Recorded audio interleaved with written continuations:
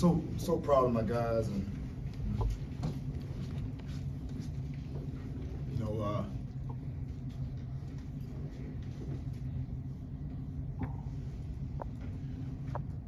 this guy's been under pressure a lot during the course of the season. Haven't played well in spots, and you know, when you're going through some adversity, your locker room gets challenged, your football program gets challenged, and there's a lot of truth that comes out of that. People start to expose themselves, and you know, you hear things, and you can choose to pay attention to all of that. And I'm just so proud of these guys for just staying the course, staying focused on each other, coming to work every day with the right mindset, right belief.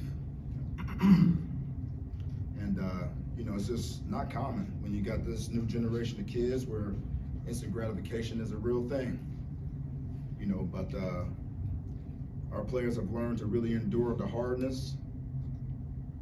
And you know, hey, you know, we found a way to get a win, right? And these are life lessons that we'll take with us as a football program as we move toward UTSA. But I know what we've been enduring as a football program is a life lesson that these kids will take with them for the rest of their lives. And again, so very proud of them to have some success today, but we just gotta, you know, be able to celebrate it real quick and flush it. We got a really good UTSA team to prepare for, and I'm excited about it. So with that being said, I'll entertain any questions. By the way, this is my daughter, Anaya, if anybody's wondering. But she won't answer any questions. So whatever you guys got. Dan, how much trust do you have in Maddox? Obviously a lot of trust in Maddox. You know, I just know how he prepares every single day.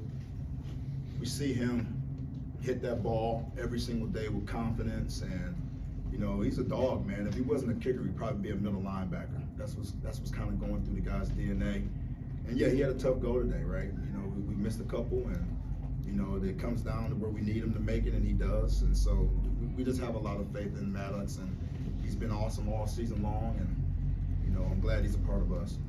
Stan, are you referring to anything sort of specific when you talk about the players, you know, now hearing things over the course of this week?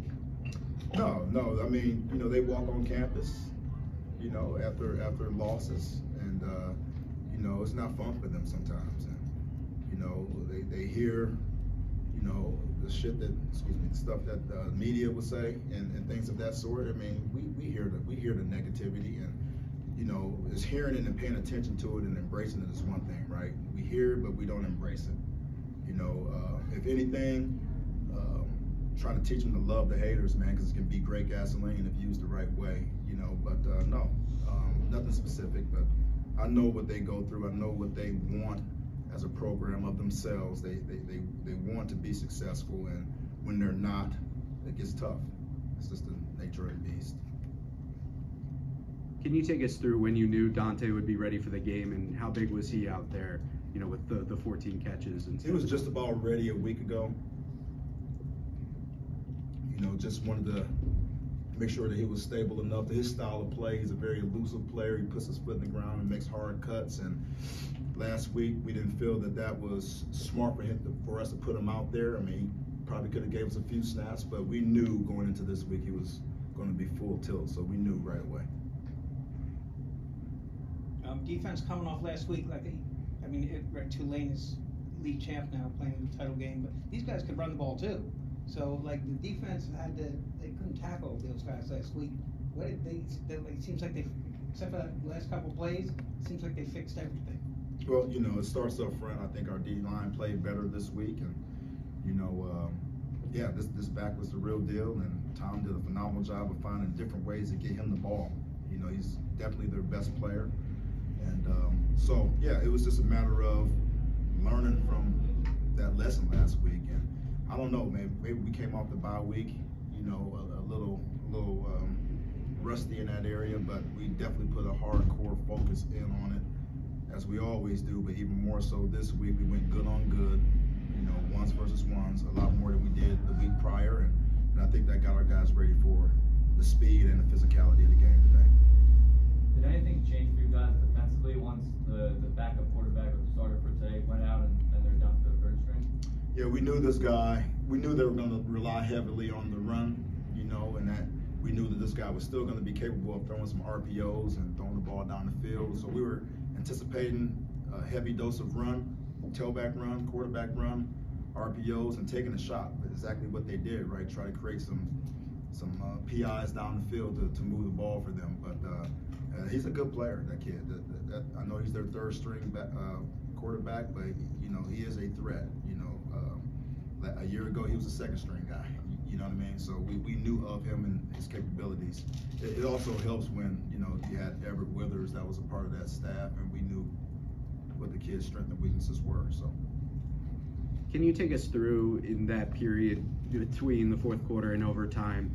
Obviously the defense gave up that touchdown. Did you say anything specific to them, or was there anything said specifically to kind of boost their confidence to get that stop? Stay the course.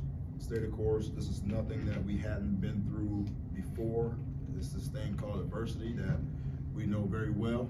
And, to panic, to try to do something outside the call or a little bit more than what the call asks you to do will put us in even more of a tough situation. So just do your job and lock in and focus on what we're asking you to do within the play call.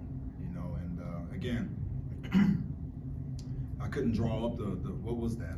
The double pass, and I don't know what that was, right? Throw to the quarterback. That was one gutsy call by Tom Herman, and they executed it extremely well. But even still, going into overtime, our players didn't flinch. It's a new game, a new opportunity, and again, when you've gone through so much and overcome so much, you tend not to flinch in those situations. So I'm happy to see our kids respond the proper way. Offensive game plan seemed to include there was a lot of jet sweep, a lot of screen stuff. Dante, you're just trying to get them to move this way. I think we did maybe a little too much of that, to be honest with you. But no, it's new center, right? We weren't as stout up in the middle, and so we felt as though we had to loosen them up with a little bit of perimeter game that way, and also, you're giving your best players the football on the perimeter. It's Therese and it's Dante, and those guys are dynamic in space. So those are good calls. Don't get me wrong. There are times where we should have went downhill. We got Antoine Littleton going downhill as the game went on, and that first call, I'll take that back any day. That first call in overtime, we should have went downhill. We went sideways and lost 5 yards. This is exactly what you don't want to do. So that's on us as coaches. But no, it was a matter of trying to get our best players of football in space. I think that's a commonality of this offense. We're going to try to do that from time to time, but it does set up other things. We're trying to set up the run. We're trying to set up maybe some shots and things of that sort. So it is a complementary type of a play to other things within our offense. Therese went to the tent, it looked like super early in the game. Yeah. How important was it to have him back, late in the stages, or in the later stages of the game, and the plays that he was able to make as well? He's one of our playmakers. It's extremely important. I think he kind of got tweaked with a little bit of an ankle. I think he's going to be just fine, and then a little bit of a shoulder. I mean, he was kind of in and out with some minor setbacks over the course of the game, and getting to know that kid during the course of his play. He's a tough kid. I mean, he really does handle injury well, and if you're going to play this game, the right way, you're going to have to play with some setbacks from an injury standpoint. And I'm glad to see that he's capable of doing that. So that was a great learning experience for me, for him. But yeah, it's extremely important to have that kid available to us at all times. Did beating your former colleague on the other side, did that have any extra special meaning to it? No, me and Tom are, I love Tom, and highly competitive, and this game wasn't about Tom. This game was about us. We needed this victory. Temple football needed this victory. Our kids worked hard for it. That became our thought process in the premium is making it for us. It was all about us, premium based on us. And, it feels good to win. It feels good to beat FAU, but to make it personal, I would be lying to you. It was only personal for us. Temple football. Okay. Go out. Thanks, Coach.